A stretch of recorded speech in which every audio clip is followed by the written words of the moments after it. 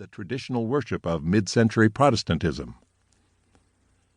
Unfortunately, several stylistic features of the new services in the official denominational resources reminded the contemporary worship advocates of the traditional worship of mid-century and fooled them into thinking the new resources were just more of the same. These features included 1. An older song repertoire and musical instrumentation, 2. Bulletins containing a nicely printed, tightly sequential order of worship, 3. Lots of ceremony. Just why are we lighting candles on the altar when we have more than enough artificial lighting? 4. Worshippers' physical passivity. It's hard to clap and raise your hands when you're holding a hymnal. 5. Emotional restraint. And 6. The same old worship spaces. To contemporary worshipers, the new denominational worship looked and felt like the former denominational worship. What they overlooked in the radical nature of the new resources was a new emphasis upon the Lord's Supper, a re-envisioning of the order of worship that balanced word and table, and thus dethroned the sermon as the climax of the service, and a fuller liturgical year with a more robust scriptural diet provided by the lectionary. Similarly, advocates of the new denominational services failed to recognize what they had in common with contemporary worship.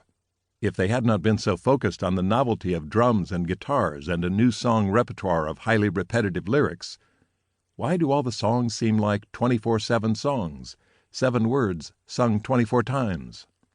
They might have noticed that contemporary worship shared their concern for updated language and the full, conscious, and active participation of the entire worshiping congregation.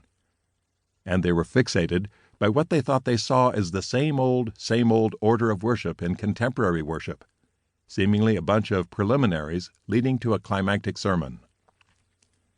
If the two camps of advocates had been less focused on stylistic differences or novelty or the supposed order of worship, they might have seen how the two waves of liturgical change held the same goal: replace the traditional worship of mid-century mainline Protestantism. But they did not. The result was a missed opportunity, and we, unfortunately, have been living with a deep irony for a generation. By the early 1990s, two simultaneous liturgical waves, band-based contemporary worship and also new denominational liturgical resources based on the early church, were hitting the shores of mainline denominations. They arrived with the same root desire, but missed forming an alliance. 30 years later, this book seeks to eliminate the irony and form a new alliance of the ancient and the modern. This book's goal is to describe a vision for forging ancient practices of worship, the goal of the new resources, with relevant, accessible ways of doing them, an aim of contemporary worship.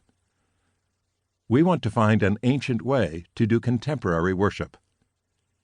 Let's set aside the previous misunderstandings and grab hold of the opportunity to see how the two waves can combine into a new liturgical possibility for today. Each of the following chapters, written by experienced practitioners, will provide you with information on how to grab hold of that opportunity. Some will focus on providing new background and perspectives to pursue an ancient way to do contemporary worship. Chapter 1 notes some critical similarities between ancient Christian worship and key elements in the way we do contemporary worship. It also reviews the history of how these elements were lost over the centuries, so that we now presume that doing an ancient way of worship today has to be done in a traditional style. Chapter 2 highlights one of the most important elements in contemporary worship: flow. It also gives the recent history of how and why flow was so crucial in contemporary worship. Chapter 3 discusses the shifts in perspective and presumptions that worship leaders today, whether pastors or musicians, will need to make to do ancient worship in a contemporary way. Chapter 4 discusses the planning process for a contemporary service based on such changes in perspective and presumptions. The next 3 chapters focus on particular practices necessary for finding an ancient way to do contemporary worship.